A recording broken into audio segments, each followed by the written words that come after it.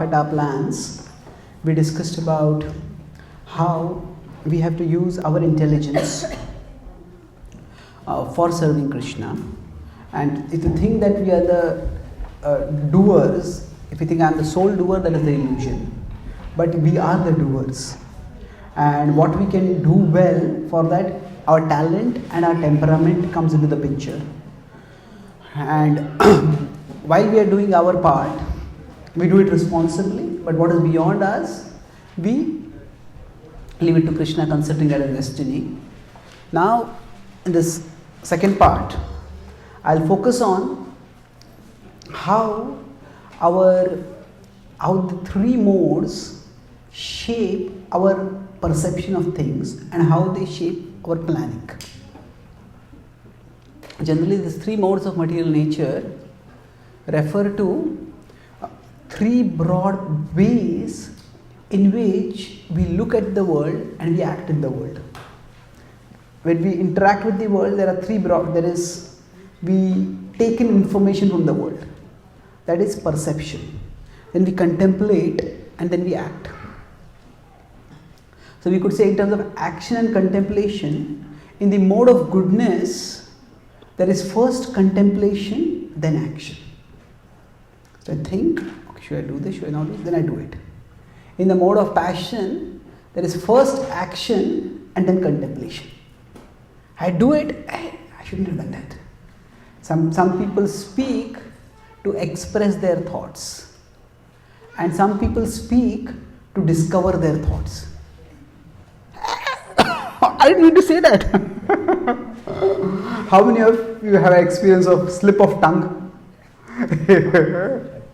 So actually, slip of tongue is, anytime it's embarrassing, but especially if you are giving a class and there is a slip of tongue, it can be mortifying sometimes. So in the mode of passion, we speak before we think.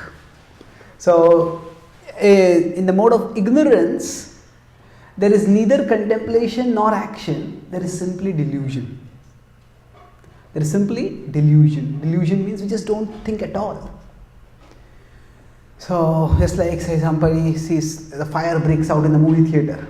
Some people just run to the nearest exit, and often that causes a stampede and that causes more injury than the fire itself. So that is action before contemplation. Some people just get petrified. Fire! Just don't do anything. Just they are horrified. So neither action nor contemplation, there's paralysis. Oh, this fire will burn me, this will happen, that will happen. They just can't do anything. And some people think, okay, there's a fire extinguisher there. Let me go there and let me extinguish the fire. So, the action before contemplation. Put another way, some people make things happen. They think, plan, and they get things to happen. Some people watch things happen. They start one thing, but then they're not thought about this one thing leads to that consequence, that unwanted result, that result. Just things become very complicated. Some people make things happen, some people watch things happen, and some people wonder what happened. So, this third category is in the mode of ignorance. They're just caught in their own delusions. So, with respect to these three modes, when I talk about action, contemplation, and delusion, this is based on 14.11, 12, and 13 in the Gita. In 14.11, Krishna says, Sarvadvareshu dehesmin prakasha upajayate jnanam yada tada vidya viruddham sattvam ityuta. That viruddham sattva, that when sattva is there, prakasha, illumination. We know what to do, what not to do, what to speak, what not to speak. Whereas in mode of passion, there is pravritti. I have to do it. Lobha pravrittira arambha karmanam spruha jasyetani jayante viruddhe bharatarshaba. I have to act. There is an irrepressible urge to act without even thinking properly. I have to do things. And in the mode of ignorance, aprakasho apravrittischa pramado moha evacha tamasyetani jayante viruddhe kurunandana. There is neither prakash, that means no contemplation, nor pravritti, no action. There is moha, simply illusion. Now, how does this reflect, these three modes? How do they reflect in our planning?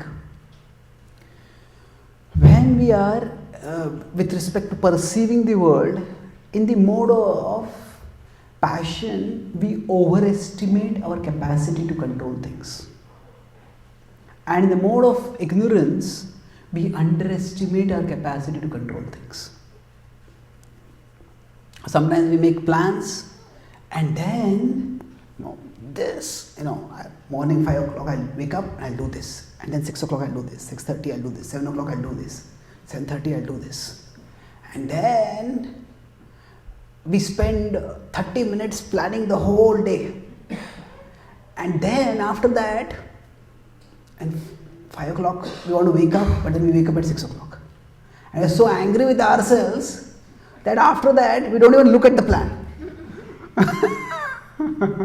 Sometimes I see that I plan thoroughly and then I plan the week and then I look at the plan for the week at the end of the week. Because you just get so caught in things. So what happens here is that when we are in the mode of passion, we think everything has to go my way. And you just make it this, everything has to work. So we overestimate our capacity to control. Because life, we want things to go our way, but frequently life comes in the way.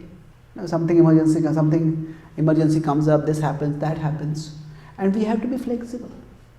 But when we try to micro control or micro plan and it doesn't work, then we go to the other extreme and say planning never works.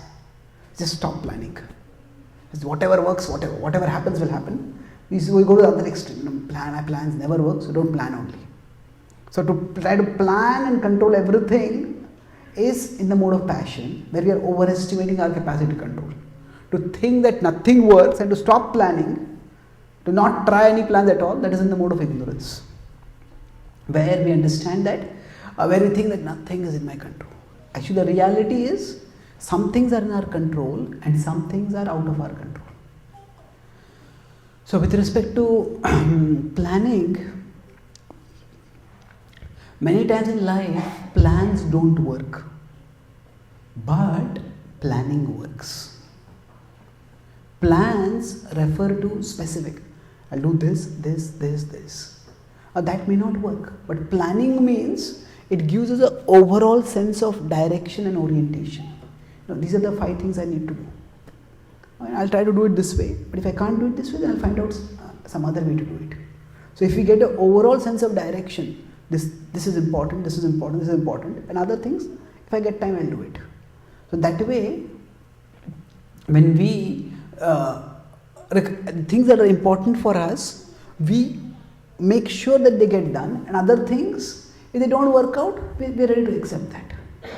So in the mode of passion and ignorance, in the mode of passion, we overestimate the importance of everything. Like everything has to work out the way I want. And in the mode of ignorance, we just go into the other side and nothing works out, so I don't care for anything. So both ways, it leads to problems. So Krishna said, Yukta ahara viharasya, be regulated. Natya ashnatastu yogosti na chaikanta manashnataha. Na chati swapnashilasya jagruto naivacha arjuna. Krishna says, one who eats too much or eats too little. One who sleeps too much or sleeps too little. Such a person cannot become a yogi. So basically Krishna is talking not just about eating and sleeping, he is talking about the principle over here. That in general, too much or too little of anything will be a problem. So just as it applies to food and sleep, it also applies to planning. Now for some people, a certain amount of planning is vital, without which they just can't function. And for some people, planning itself becomes a burden. So just like food, we all have our different appetites. And some people may just eat 3 chapatis, some people may eat 6 chapatis. So the point is not how much you eat, but how much energy one has to do things. So each person will have, by their individual body's nature, an individual amount of appetite. And accordingly, they need to eat that much so that they can function vibrantly. So similarly, some of us are more organized than others. And by nature, we need organization. We need planning. But some of us may not be that organized. And too much organization, some people are more spontaneous. Come on, let's do this, let's do that. And if you try to put them into too much of a structure, they feel choked. But some people are more organized. If there's no structure, they feel chaotic. What am I to do here? But even people who are spontaneous, they also need some amount of organization. But the specific quantity will be different. So here, if we have to find out how much level of planning works for us. So at least a broad sense of direction is required. Without that, we will just be at the mercy of the world and the mercy of the mind. That means if, in general, say if somebody there's some relative or some friend says, come on, I'm having a party today. Let's go. Now we may not want to go, but if we have nothing else pressing to do, it becomes difficult to, what do I say? How do I say no? But if we already have, I have a program in the temple today, or I have this thing to do, that's why I can't come. So saying no to anything is always a little challenging. It's a little painful to say no to anything. But saying no to something becomes easier when we have already said yes to something more important. So, if I already have an engagement, then I can say, okay, no, I can't come because of this. So, similarly, for us, the world keeps proposing, come on, do this, do that. And the mind also keeps proposing, come on, do this, do that. So, if we don't have an overall plan for our life in terms of how we are going to serve Krishna, then we become completely dependent on the whims of the world and the mind.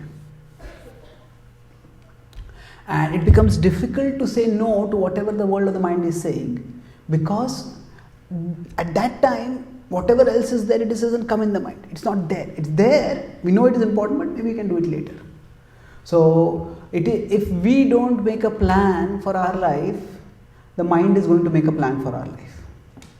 And the mind's plan is not going to be for our good. The mind's plan is usual. Sometimes the mind can act as our friend, but most often the mind acts like an enemy. So that's why having a broad sense of direction at least is important. The specific detail of the planning, that may vary depending on what a person is doing.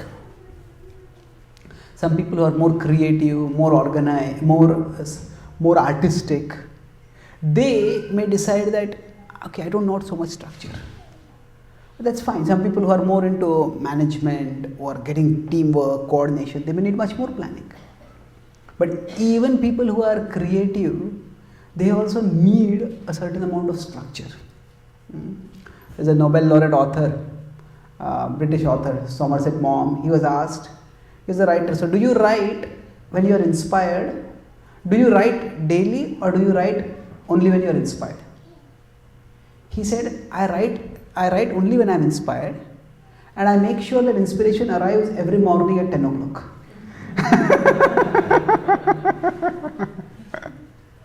So, now what this means is that for a writer, you can't control what the output will come. One of my main services is writing. So writing, some devotees, one devotee told me, your service is very wonderful, Just sit all day in an AC room in front of a computer.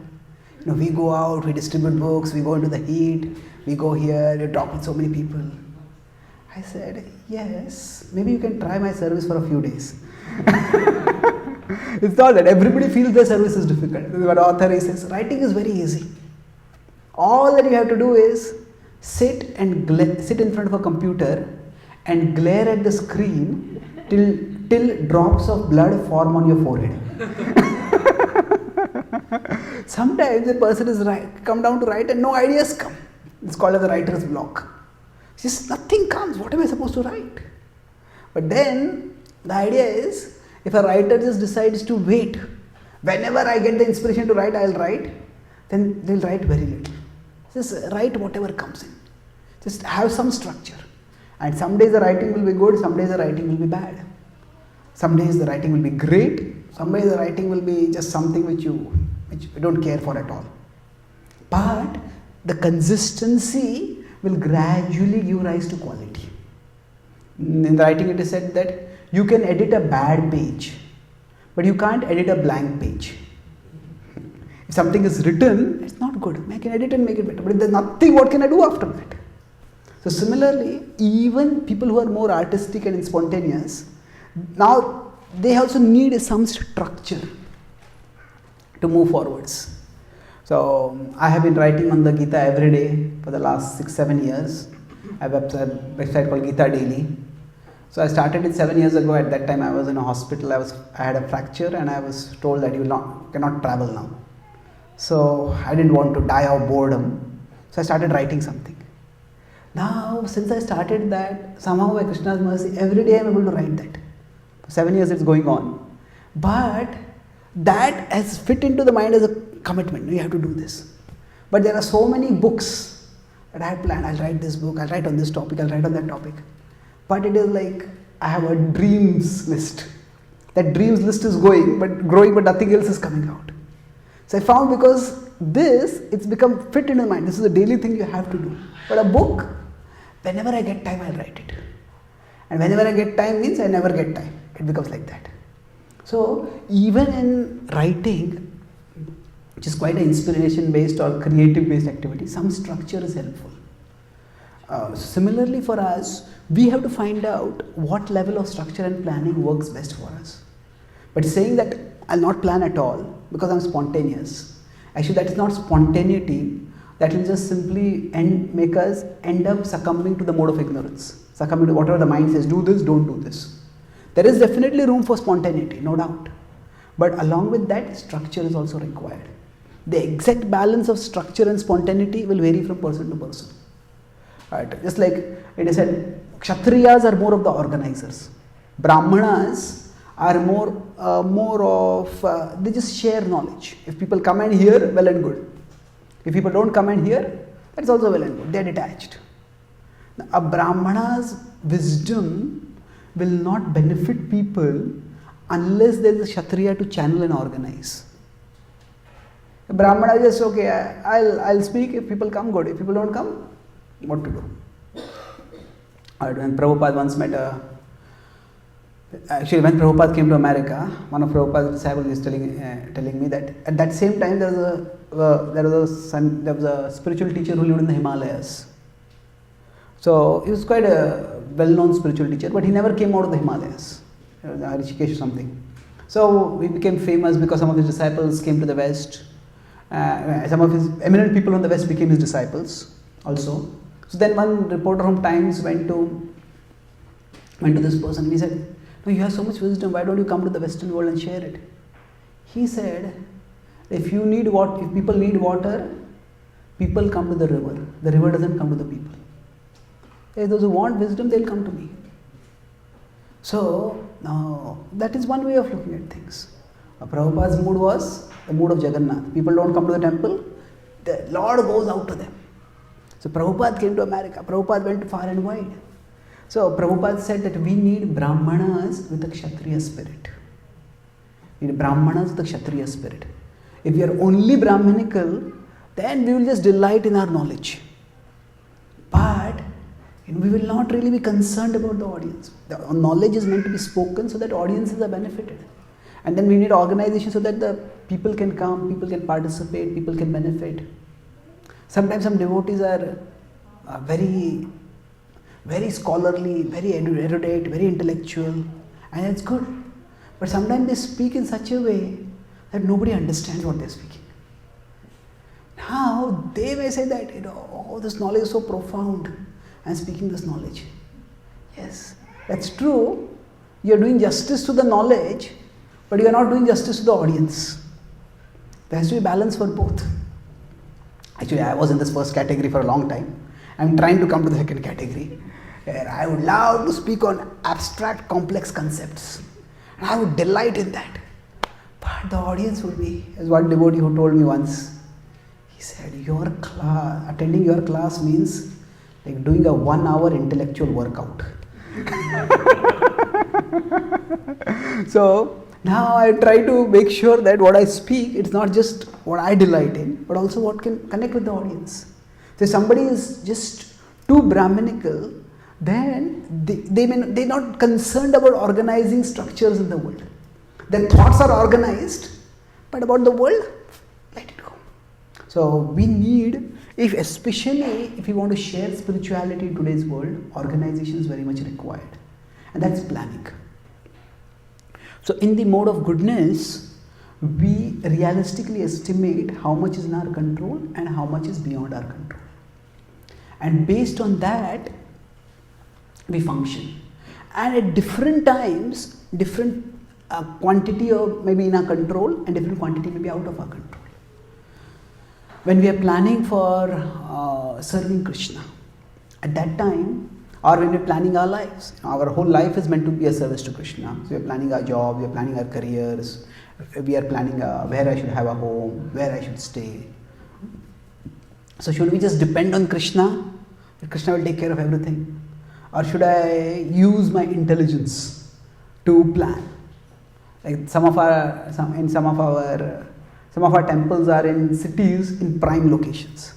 So I know one devotee, he said, I want to stay right next to the temple. But there it is very expensive. So he said, it is my sincere desire to stay next to the temple. So he, in order to get a house next to the temple, he took a huge loan. And then after he took a huge loan, he got the house near the temple.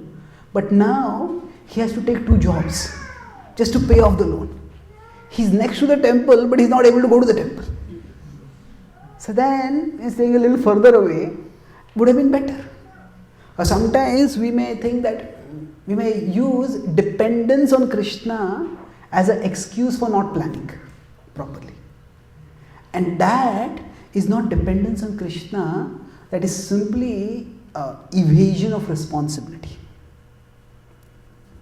When I started giving classes in our movement for the first time, maybe 25 years ago, at that time, one senior devotee gave me some guidelines for speaking, and that in public. And the last guideline was depend on Krishna, but in bracket, depend on Krishna, but only after you have prepared.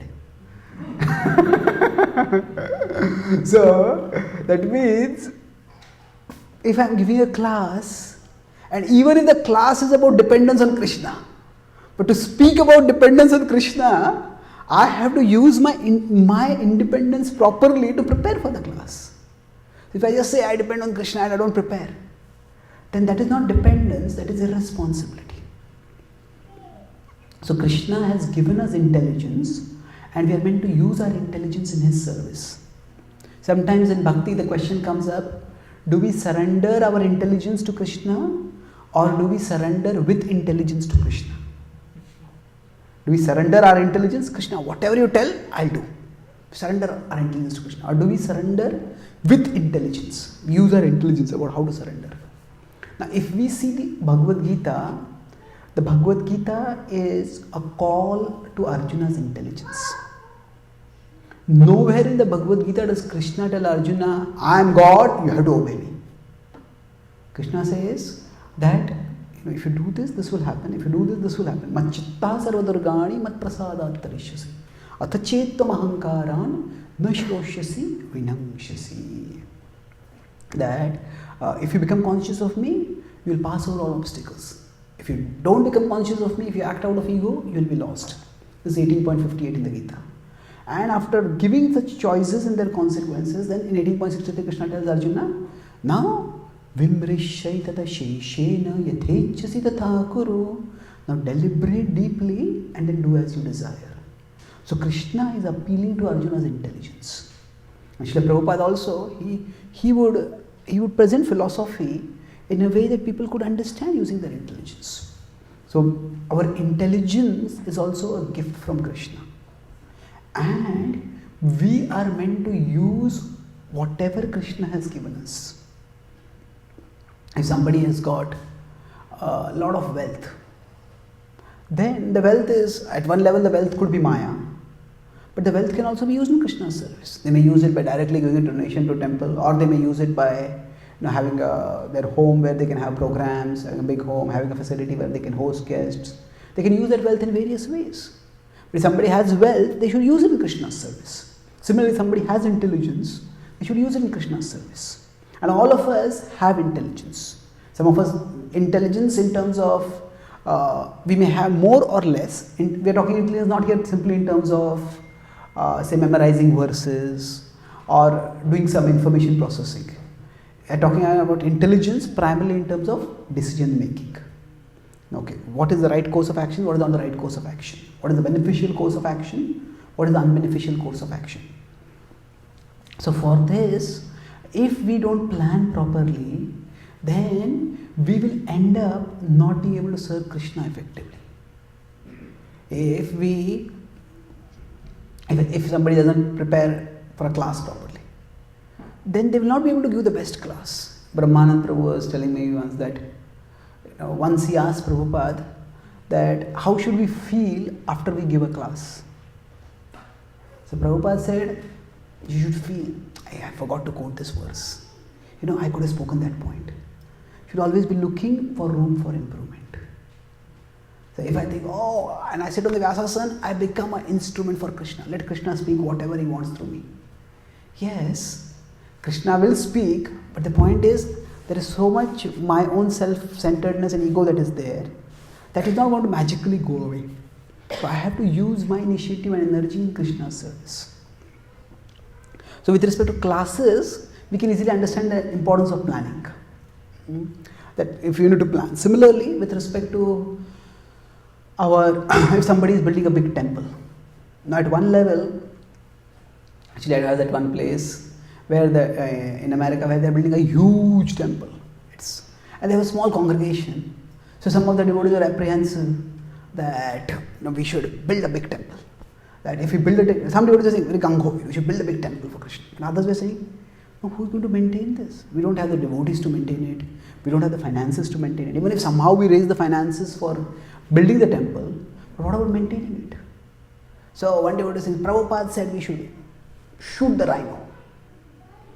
Of course, now, again, I said about contextualization. Now, rhino is an endangered species. So, you cannot use the word shoot the rhino. So, I think Gurudas Prabhu has written that book. So, he calls it chasing rhinos. Sorry. Shyam Sundar Prabhu, sorry, not Gurudas Prabhu. Shyam Sundar Prabhu says chasing rhinos. So, we have to be sensitive. Anyway, so I just met Giriraj Maharaj in Carpentaria, and I was talking about this with him. So he was saying that was Prabhupada talked about chasing rhinos or catching rhinos with respect to organizing the Pandal program in Mumbai. It is a one-time event. If it works out, wonderful. If it doesn't work out, no big deal. But he said when Prabhupada had the Vrindavan temple being built, he wanted to have the MBT as a guest house, and from the guest house the revenues would go on for maintaining the temple. So in the traditional culture we say that the Brahmanas lived on charity. Yes, the Brahmanas lived on charity, but charity is very unpredictable. And in the past many Brahmanas would be Grahasthas also. So how would they maintain themselves? So the idea was that the charity that would be given was not just money. The kings or wealthy people would give land to the deities. And a lot of land around the temple would belong to the deities. And then whatever was cultivated on the land, that would be offered to the deities, and a part of it would be given to the cultivators, the employees. But a major part of it was used also by the priests and their families. So the charity was, there was planning in that charity also. You cannot just depend on charity, one day it may come, another it may not come. So he was saying that, when I think about, Giriraj Maharaj was saying, when I think about Prabhupada, I don't think that shooting the rhino or chasing the rhino, that is not a prominent quotation that comes in my mind. Because one time Prabhupada used it. So Prabhupada wanted the Krishna consciousness movement to be in a sustainable way. Yes, we want to do big things for Krishna, but while doing big things for Krishna also, we have to use our intelligence. So if we start off doing Prabhupada said sometimes to his followers, don't make me like Alexander. Alexander conquered the world, but after he conquered the world, generals whom he left to take care of those forts, they were all defeated. And when he came back, he had to fight again the war to conquer all those places. So he said he wanted things to be maintained properly. So in general, creation is more exciting than maintenance. See, creation is in the mode of passion. Maintenance is in the mode of goodness. So start a new project, start a new program, do this, do this, do this. That's more exciting. But maintaining requires goodness. And especially because most of us are in the mode of passion. We live in a culture which is in the mode of passion, and we ourselves have a significant amount of passion. So doing new things, that's very exciting. And this of course applies to material life also. Oh, I want to get a better house. I want to get this thing. I want to get thing. So there was one devotee who was telling me that, I pray to Krishna. He said that, I want to earn a particular amount of money. The day I earn that much money, after that, I'll give not just 50%, I'll give 51% to Krishna. But till then, he's not giving even 1%. So now, charity is not just an activity. Charity is meant to be a mentality. It's meant to be an attitude. It's not just an action. That means whatever I earn, it's not mine. It's actually Krishna's. So I should give a part of it to Krishna. So if I equate charity only with an action, I'll do it in the future. Actually, what will happen is, in trying to get that much money, I'll become more and more materially conscious. I'll become more and more passionate. And even when I get that much money, I'll think, I need to take care of this, I need to take care of that, I need to take care of that. That will never happen. So basically, we need to, we have this mode of passion which will make us want to do big things, whether materially or spiritually. But the mode of goodness brings a sense of balance. Okay, this is realistic, this is not realistic. And in the mode of goodness, there is proper perception of things. Sattvat sanjayate jnanam. In general, for the sustenance of anything, whether it is our family life, whether it is our job, whether it is our spiritual life, we need to have a certain level of goodness. Bhakti can be started in any mood. Even a person who is drunk can come on the roads, and devotees are doing kirtan, they may start dancing in kirtans. And sometimes these drunks may dance so exuberantly, I feel actually they are experiencing more ecstasy than me. That is just occasional. They may experience that at that time. But for them to have a transformational experience, they cannot have that as long as they are in the mode of ignorance. They have to come to the mode of goodness, and things can be practiced sustainably. So I'm connecting planning with sustainability in the sense that what is sustainable will depend on whether we are planning it or not. If I don't plan properly, then I may do one thing in a big way today. That's mode of passion. No, I'm going to do this the best that I can. I'm going to do this the best possible way. Not just the best possible for me, I want to be the best among everyone else. But if I don't, then why do it only? It's like I want to fast Nirjal on Ekadashi. Then I try, I feel so tormented. Can't fast. Then I take 10 items after that. So okay, I couldn't fast. Okay, let me take some fruits. Okay. So when we are in the mode of passion, we just want to control everything. And if we can't, just give up everything. So in bhakti also this may happen. We take bhakti very seriously at one time, and just give it up. I can't, this is just not practical. Well, it is not that bhakti is not practical. It is the way we were practicing bhakti may not be practical. So if we cultivate the mode of goodness, then it becomes practical, it becomes sustainable. Now for having this sustainable practice of bhakti, we need to have our own intelligence, and we need to have others' intelligence. Others' intelligence are spiritual masters, are spiritual guides. So our mind will always be going through ups and downs. Sometimes I feel like doing it, sometimes I don't feel like doing it. It just very much depends on the modes. Prabhupada said that when he came to America, he said, Rajas tamo gunera sabai achana. That all people are covered by the modes of passion and ignorance. So mode of passion and ignorance means that in the mode of passion, there is immediate action. And mode of this is frustration, just quit, give it up. So we see this in relationships also in today's world. Two people, a man and woman get attracted to each other, and if they are ready to fight against the whole world, I can't live without him, I can't live without her. They fight against the whole world, and maybe they come together, and then after 1 year, I can't live with you. So I can't live without you, I can't live with you. So what has happened? Everything was driven too much by externals. In the mode of passion, we want to form a new family, we want to have a new life. And then when it doesn't work, so creation is characteristic of the mode of passion. Destruction is the characteristic of the mode of ignorance. Sustenance requires goodness. So forming a relationship is easy, ending a relationship is also not very difficult. But sustaining a relationship, it requires goodness. So when the modes of passion and ignorance are very strong, then relationships are formed very easily and relationships are terminated also easily. One of the top 10 fears of people in the 20th century, there are some fears which have been common throughout many centuries, but 2 fears have emerged in the 21st century. One is the fear of terrorists, and the second is the fear of rejection. When people form relationships, they feel, what if I am rejected in the relationship? So again, there's a lack of goodness over here. So it is goodness which will enable us to sustain things. And sustainability means that we plan, okay, this is what I can do now, but can I do it regularly? And okay, I'm not able to do this right now. Does that mean I'll never be able to do it? No, in life, we have to be fixed in purpose, but flexible in practice.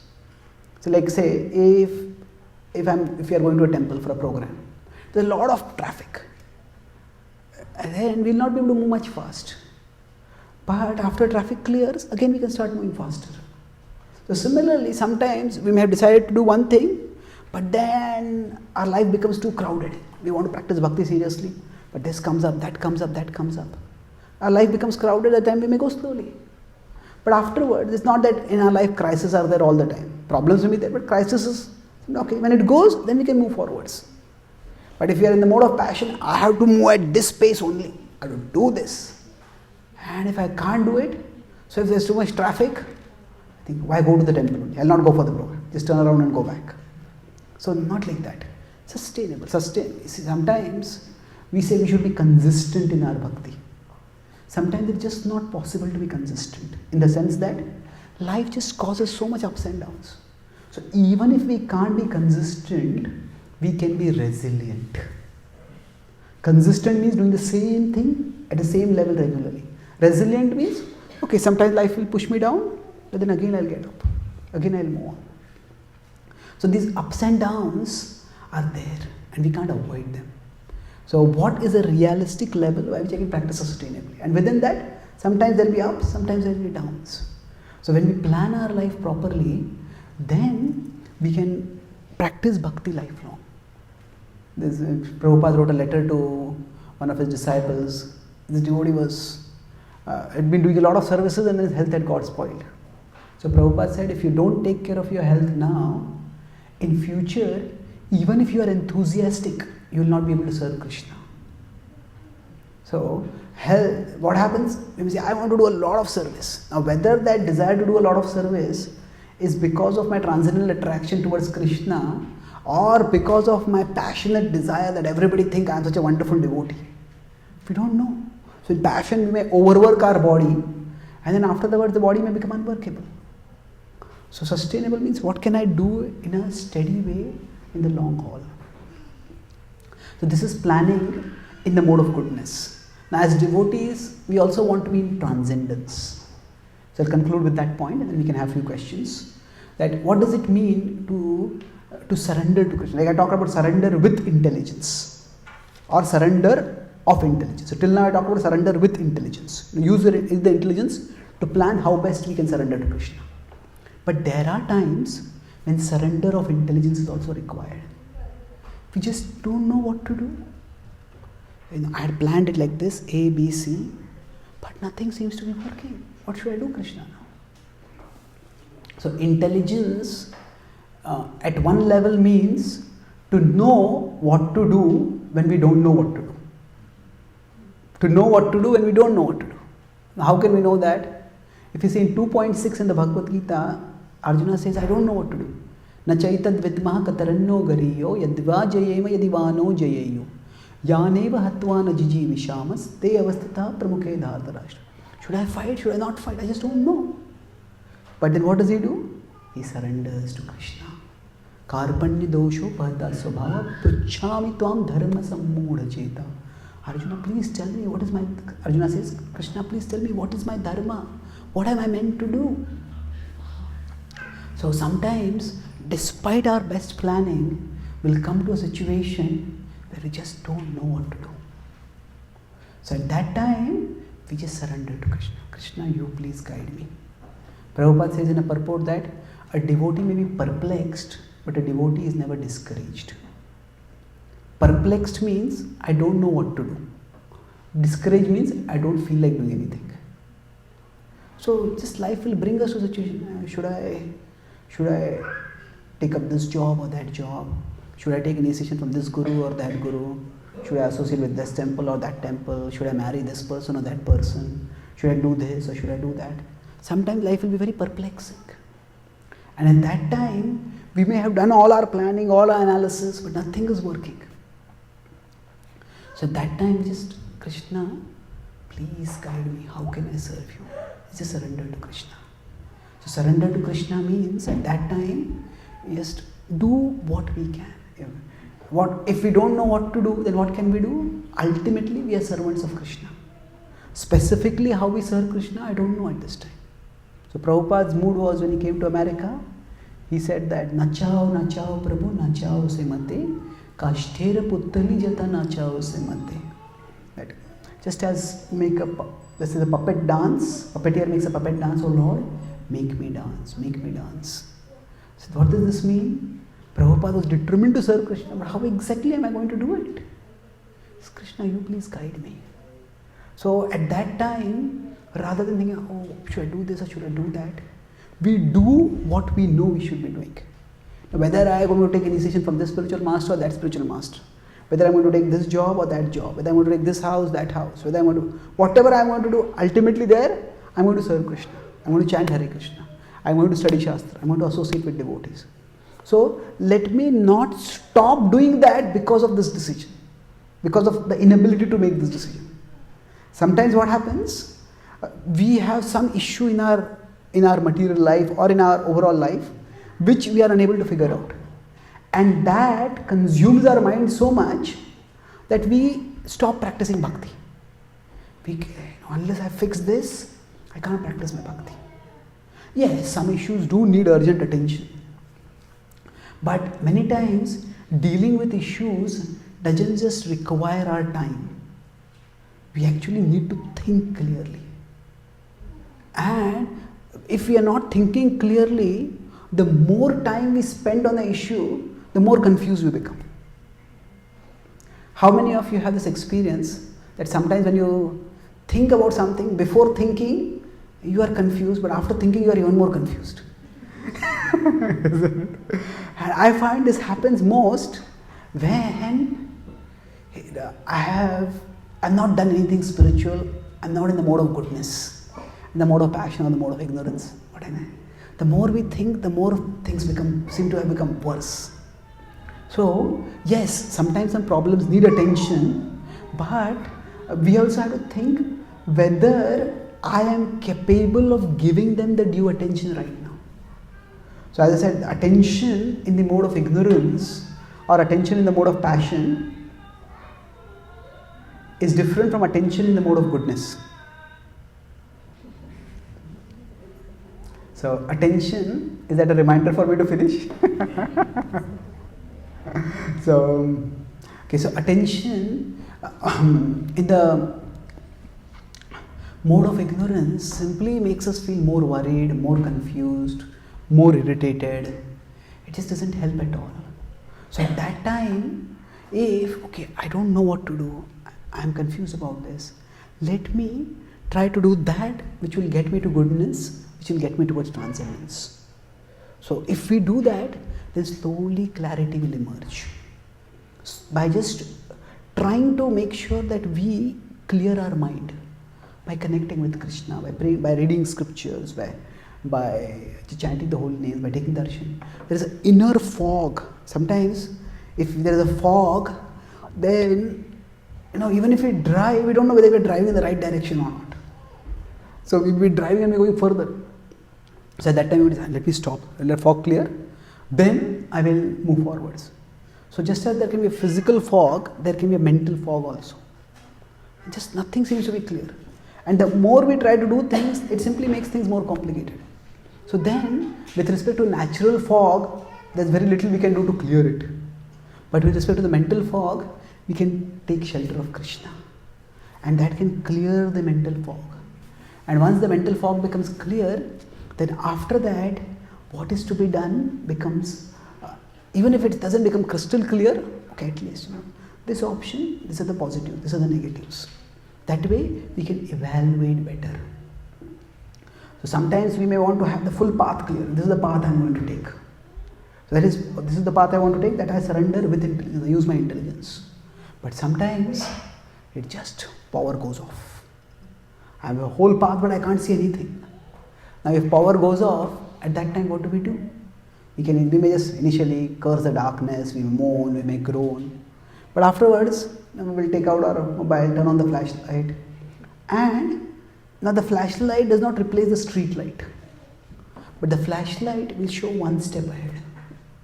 Okay, I can take this one step forward. And then after that, okay, the flashlight will show me one step forward. So that when life just throws a curved ball to us, when just things go wrong, everything seems to be collapsing. It's like power off. I had my whole plan for my life, but everything seems to be disrupted. At that time, our service attitude is like our flashlight. Our service attitude, Krishna, how can I serve you? Krishna, please, I want to serve you. When Prabhupada was asked, what is the best prayer we can offer to Krishna? Prabhupada said, please pray to Krishna, please give me the strength to serve you. So that service attitude will act like the flashlight. Okay, I wanted to do this, but this is not working, that is not working. But still, I am a servant of Krishna. How can I serve Krishna? Let me take one step forward, one step forward, one step forward. And as we keep taking one step forward, gradually, we'll cover a significant distance and eventually the lights will come back. So there are times when we just surrender the intelligence. Krishna, I don't know what to do. But I don't know what to do specifically in this situation, but generically I know I'm meant to serve you. So I'll just keep serving you, and as the path emerges, I'll move forwards. So that's how sometimes we normally do plan as a service to Krishna. But even in planning, our attachment is to Krishna, not to the plan. We plan, and the planning, normally we plan, when we plan something, that indicates that we take it seriously. If it's an important meeting, we'll plan, okay, I'm going to speak this. If it's a casual meeting, let's see how the discussion goes in this chit-chat. So planning indicates seriousness. So if we are taking our service to Krishna seriously, our relationship with Krishna seriously, then we're planning in it. But then also, we want planning so that we can serve Krishna and we can become devoted to Krishna. So as long as planning is a path to Krishna, we use it. But when planning becomes a competitor to Krishna, that means when the plan, this plan is not working, that starts consuming our consciousness so much that there is no consciousness available for Krishna. At that time, the planning or the plan, whichever it is, that starts becoming a competitor to Krishna. And then, step back, Krishna, this was my plan, but it's not working. Please guide me. How can I serve you? So we plan as a service to Krishna, and sometimes we just take hands off our plan as a service to Krishna. When we have this attitude that our planning is also done in service of to Krishna, then our attachment to Krishna is greater than our attachment to our plans. And then, if the plan doesn't work out, Krishna, you please guide me what I can do. And then Krishna will reveal that he has a better plan for us. That may come out later, that may come out immediately, but that will come out in its own plan. It is said that we look at the present and plan the future. Krishna looks at the future and plans the present. We look at the present, okay, this. But Krishna looks at the future and then he plans the present. So if we are traveling along a particular road I say, this road is so clear, let me go ahead. But that road is clear because it's a dead end. And nobody is going over there. That's why everybody is going by some other road. This road is so clear, let me go there. But there is a warning over it, don't go on this road. I say, no, it's so clear, let me go. But the traffic authorities have put the signal, don't go over there. Because there may be a ditch over there, there may be accident over there, there might be some big danger over there. So they put the signal over here. We are just looking right now, I can go fast from here. But those who know the traffic situation, they know, okay, this road may be clear, but it's a big blockage, there may be danger over there. So we don't know what the future holds. So rather than just being too attached to our plans and getting frustrated about why our plan doesn't work, say Krishna must be having some plan. So let me surrender to Krishna. That means let me just do what I can. And when we talk about surrender, the Bhakti tradition talks about surrender in a very dynamic way also. Surrender, sometimes you say, it means raise your hands and surrender to Krishna. But at the end of the Bhagavad Gita, Krishna tells Arjuna, surrender to me. And Arjuna's surrender is not by raising his hands. Arjuna surrenders by raising his bow in readiness to fight. So similarly, if we see the Bhagavad Gita, the 6 elements of surrender, first 2 are very dynamic. Anukulyasya sankalpa pratikulyasya varjana. Accept that which is favorable and avoid that which is unfavorable. Or sometimes thinking about the big picture, I'll do this, I'll do this, I'll do this, and then I'll do this. Thinking about the big picture is favorable to our bhakti. And sometimes when everything is bewildering, thinking about the big picture is not very favorable. So then just think of the small picture. Take one step, take one step, take one step. So when we act in this way, then gradually if we maintain our faith through the situations when our intelligence can't make sense of things, then gradually Krishna will reveal the bigger sense of things. Krishna will reveal, no, this was why this happened. This was why this was happening. Sometimes it may happen in 6 months, sometimes it may happen, it will reveal in 6 years, sometimes it may take 60 years. But Krishna has a plan. So we use our intelligence to plan and to serve Krishna accordingly, but the intelligence doesn't work. So it is said that faith, sometimes people think faith and reason are opposite. But actually, for a devotee, faith and intelligence both point in the same direction. Faith goes in the direction that intelligence goes, but faith goes beyond where the intelligence goes. So by my intelligence I can understand this. But sometimes the intelligence can't make sense of things. Then faith takes us further. Faith takes us to where the intelligence can't see. So when there is an inner fog, the intelligence can't see through. But the faith will help us to keep moving forwards. And then eventually we will learn what is the purpose. We've got Prabhupada's life when he was distributing back to Godhead on the streets of India, a cow came and hit him, just knocked down. And whatever he was trying in India, it was just not working. But Prabhupada persevered. Now, Prabhupada said that when he came to America, I had a vision. There are many temples and many devotees filling the temples. But yes, Prabhupada had that vision, but is it that everything Prabhupada had planned out, here I'll go and I'll meet this person, here I'll go and meet that person? No, Prabhupada, just whatever opportunity Krishna gave, Prabhupada accepted that. And Prabhupada was very determined, but at the same time he was very resourceful.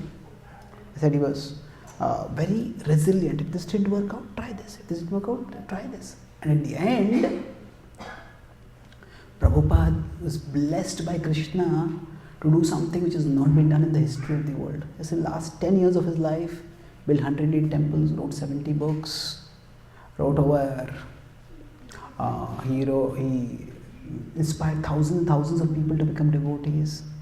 Normally when we make our plans, when one plan works, then we want to make a second plan. Say like a small child is there, child asks them, what do you want to do in your life? I want to become the president of America. I want to become the most powerful person in the world. And then they grow up, okay, maybe I want to become the wealthiest person in my city. They further grow up.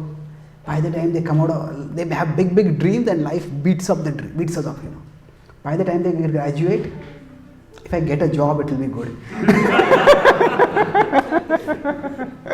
So what happens to us is, we have big dreams and big plans, but as life beats us, they start becoming smaller and smaller and smaller. Just want to scrape through life. When this went to Prabhupada, he was trying so many things. Tried this, nothing worked. And then when nothing was working, he said, I want to go to America. And now this is a hugely courageous thing to do. Sumti Moraji, she was going to, Prabhupada approached her for getting the land, getting the passage on the ship. She said, my secretaries are told that Swamiji, you will die over there. And you can't survive America. I said, Swamiji, you are so old and America is so cold. Sorry? Canada now. I'm in Canada now, but Prabhupada came to America. Yeah, thank you. So, now, but Prabhupada was determined at that time. So, Prabhupada, he just kept persevering through it all. And eventually, Krishna revealed a wonderful plan. So, it is that Krishna has his own plan. And sometimes that plan... So, my point was that Prabhupada, because he was not attached to his plans, even when 10 plans didn't work out, that did not stop him from dreaming bigger for Krishna. Normally we dream big and then we start dreaming smaller and smaller and smaller. Something should work out. But Prabhupada's attachment was to Krishna. One didn't work, second didn't work, third didn't work, fourth didn't work, fifth. And finally, such a big plan. I'll go to America and make Americans into devotees. And I'll get them to India. I'll get Western people to India. So, and eventually Krishna made that work. So, in Bhakti, we have the example of Srila Prabhupada's dynamism. There is this dependence on Krishna and there is diligence for Krishna. When things are in our control, whatever we can do, we do it diligently. If the lights are not there, I keep my flashlight very carefully to make sure that the next step, I take it right. I am diligent for Krishna for the things that are in my control. And for things that are not in my control, I am dependent on Krishna. So surrender has both these elements, dependence and diligence. When Prabhupada could do things well, he trained his devotees, he wrote books, he gave guidelines about how to manage the temples. He did things very diligently. But when he was going to America, I just didn't know what he was going to meet, what he was going to encounter. So Prabhupada was dependent on Krishna. So this mood of diligence and dependence, both are together components of the dance of devotion. Bhakti is a dance for Krishna's pleasure. And this dance, sometimes we have this, we dance bend one way, bend another way, we'll be dancing. So like that, sometimes we bend towards dependence, Krishna, you guide me. And sometimes we bend towards diligence. Now a devotee's mood is that in both cases, Krishna is doing it. Even when I am dependent on Krishna, it's Krishna who will take care of things. Even when I am diligent for Krishna, it is Krishna who is giving me the ability to be diligent. If I am preparing for a class diligently, it is Krishna who is giving me the intelligence. If I am planning my service carefully, it's Krishna who is giving me the diligence, the ability to do that. So when we see that even what we are doing, planning for Krishna's service, if we do it in the mood of devotion, then that planning as well as the result of that planning, whether it comes according to our way we plan or not the way we plan, both will take us closer to Krishna. Both will ultimately help us to attain Krishna. So I'll summarize. I spoke about planning in Krishna's service. I talked initially about the modes. In goodness, there's action, first contemplation then action. In passion, there's first action then contemplation. In ignorance, there is neither action nor contemplation, there is delusion. So, with respect to planning, in ignorance, we underestimate our capacity to control things. In passion, we overestimate our capacity. In goodness, we realistically understand what is our capacity.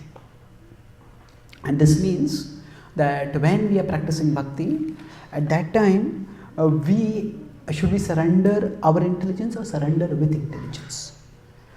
Normally we are in the modes of passion and ignorance, and if at that time we surrender our intelligence, then actually we are not going to go to transcendence. We'll simply stay caught in passion and ignorance. If we don't plan our life, we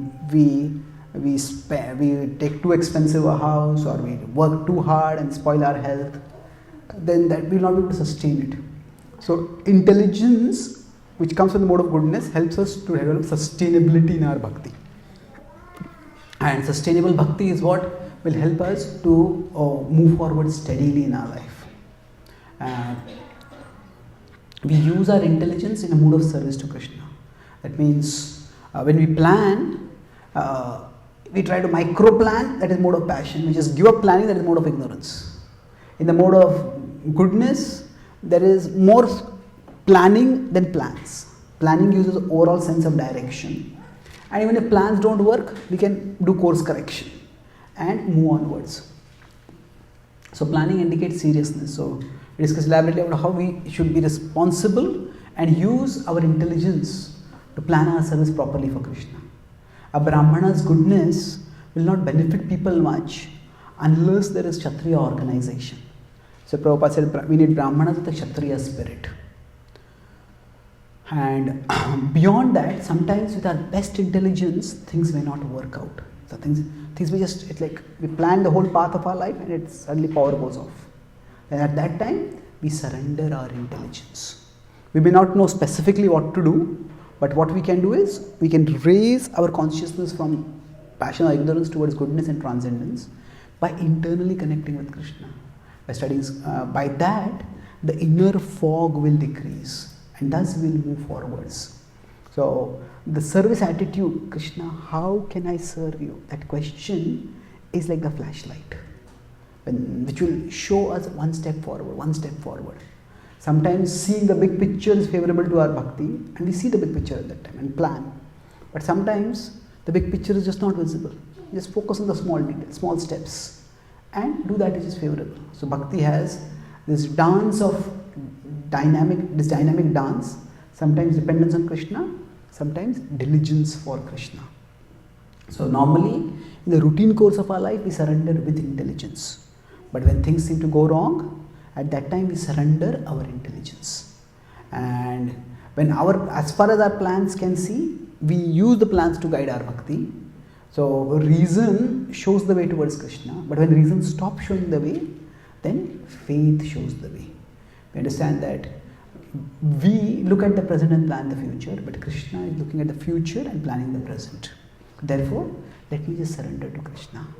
And that surrender can be both through diligence for the things that are in our control, dependence for the things that are not in our control.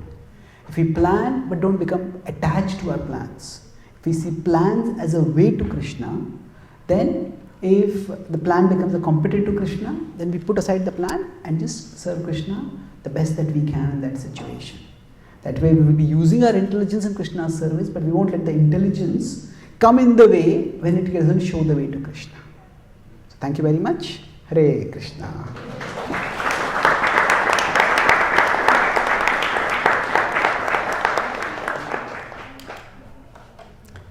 So do we have some time for questions? Yes. Are there any questions? Okay. Somebody who's not asked till now? Yeah. We'll come back to you.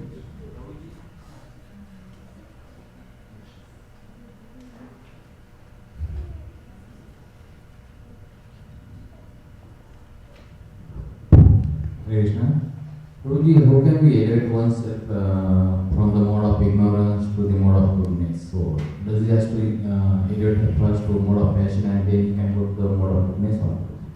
Okay, how do we elevate ourselves from ignorance to goodness? Does it have to be through passion? Yes, I would say that we all go through these different modes at different times. So right now we are discussing philosophy.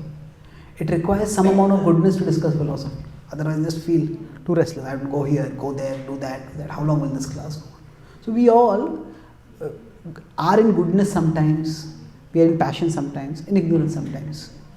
So we can't suddenly change our prominent mode to goodness. That will take time, that will require purification.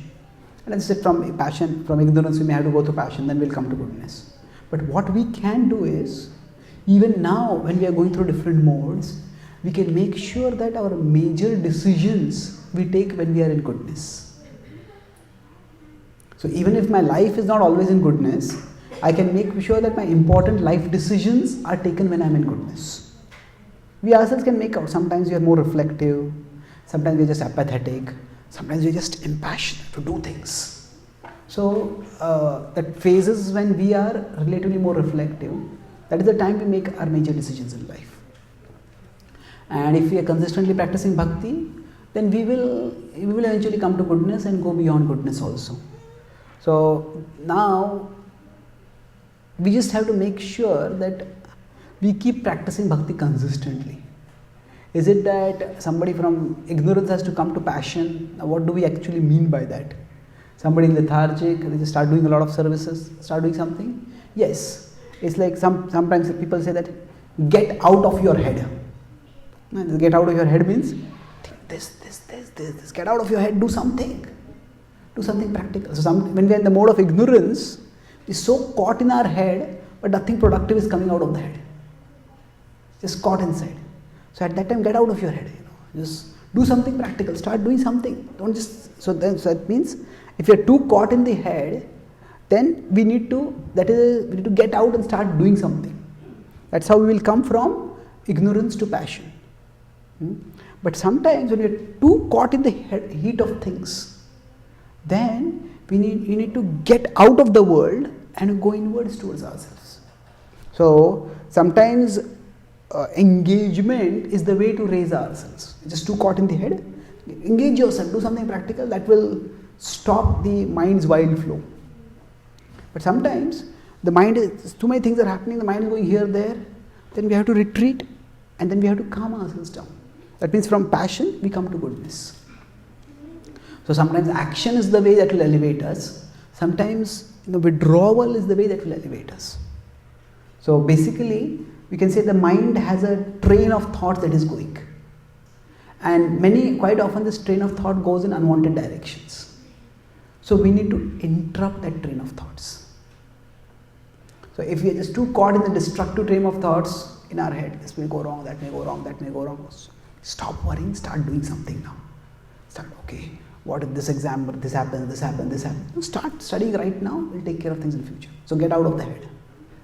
That's how we rise from ignorance to passion. But sometimes we are doing 10 things and our mind is thinking of 50 things. What about this, what about that, what about that?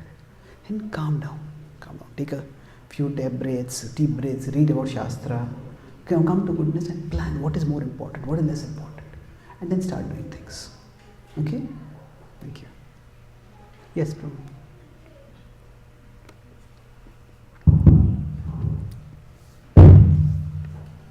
You said surrender means to have service attitude.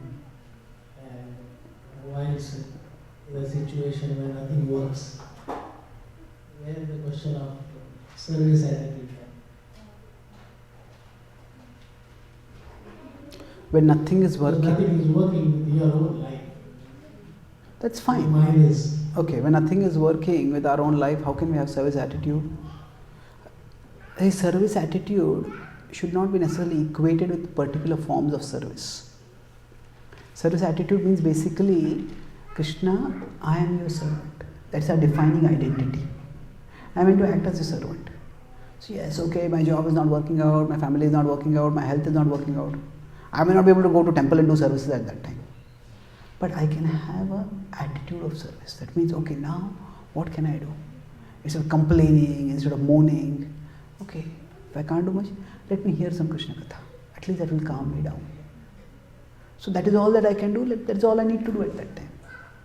So service maybe, it's not necessary that service attitude necessarily means that we have to do something practical. Sometimes doing some practical also helps.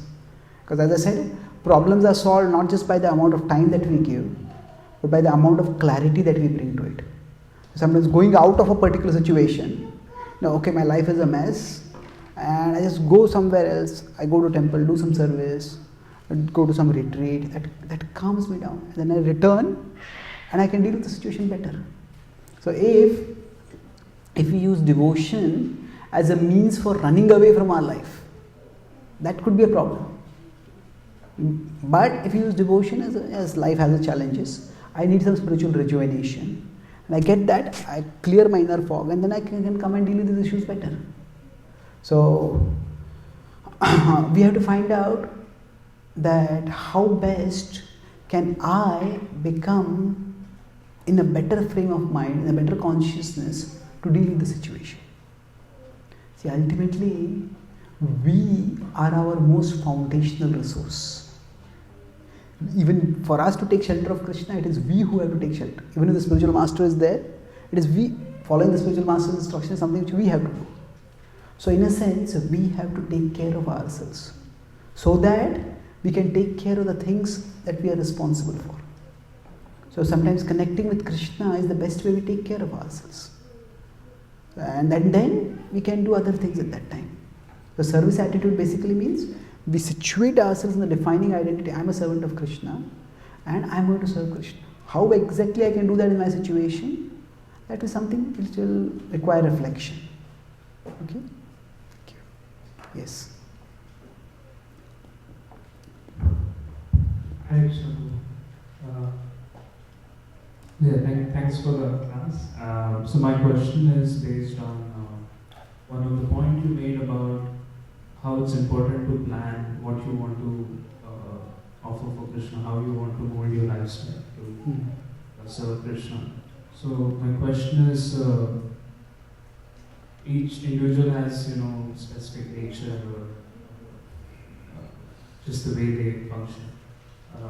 So how important is it to do a service that is oriented with your nature, or is it just important to do a service that is needful or that's important in a particular scenario? Because you might feel more content doing something that's oriented with your nature, but it may not necessarily be what is required. I understand. So does planning mean that we try to do the service which is according to our nature, or do we do what is needed? For long-term sustainability in bhakti, it is best that we serve according to our nature. But that does not mean immediately we will say that I won't do this, I won't do that. Actually, we need to serve according to our nature. But what is our nature? That is not so easy to understand. It also requires a certain amount of goodness to perceive that. If we are in the mode of passion and ignorance, and then if we ask ourselves, what is my nature? The mind will reply, whatever you are doing right now, that is not your nature. So that way, the mind will make us dissatisfied and the mind will make us half-hearted in doing what we are doing. So, rather than thinking, I will only serve according to my nature, we can think that I need to come to goodness to understand what my nature is. So let me do whatever service is required right now in a mood of surrender. And gradually, by that I will become purified and I learn what is my nature. So, from the individual's perspective, we do whatever service we are told to do, but at the same time we observe ourselves. Hey, this is something which I am good at. This is something which I feel good also while doing it. When Krishna says, Guna Karma Vibhagashaha, according to quality and according to activity. My understanding is this quality means internally we feel satisfied by doing it. We are internally comfortable doing it because that's our quality. And karma refers to external competence. So we feel good doing it, that's comfort, and we are good at doing it, that's competence. So whatever we have, there is comfort and competence in doing, that is broadly speaking our nature. Now, while doing our various services, we observe that, and gradually we can try to gravitate towards that. And this is from the individual's perspective. Individual does whatever service they are told, but gradually try to take towards the according to one's nature. As far as the institution or the leaders of the community are concerned, their goal also should be not just to get things done. That's required, no doubt, but they also need to know that ultimately the devotee has to be inspired to serve Krishna lifelong. And devotees will be inspired when they are serving according to nature. So over a period of time, devotees need to be facilitated so that they can serve according to the nature. And as the years pass by, as we observe ourselves more and more, it will slowly become clearer for us. This is what I'm good at doing, this is what I feel good doing. Not feel good in the sentimental sense, but feel good in the sense of inner harmony. Then that's what we can gravitate towards over a period of time. Okay? Thank you. Yes, I think last question.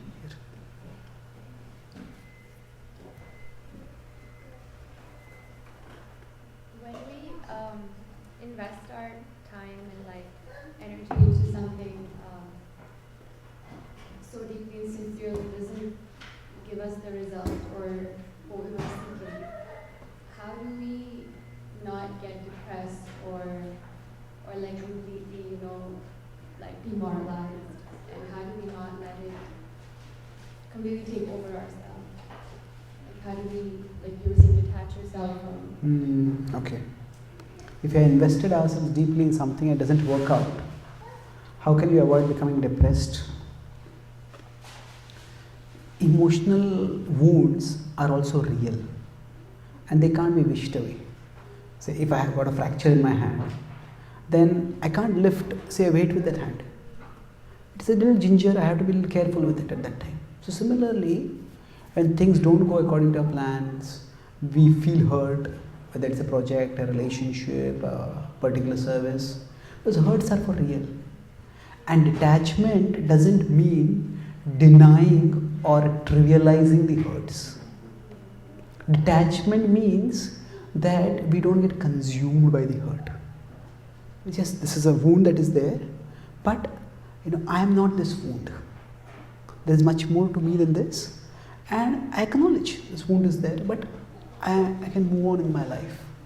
Sometimes life causes pain, and that pain may just stay for some time. It may not go away.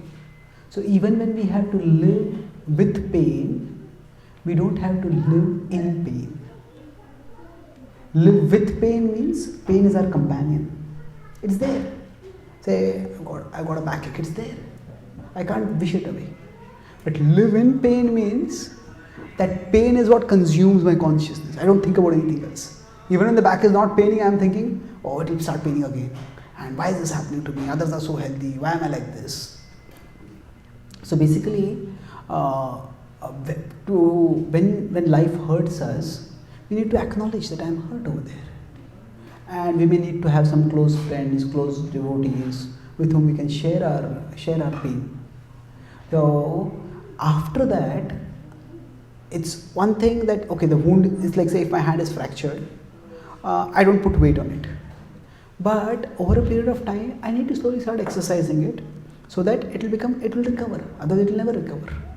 So like that, when some bad things have happened to us, there will be some amount of grieving that is required, and maybe healthy also, to accept that wound and to move forwards.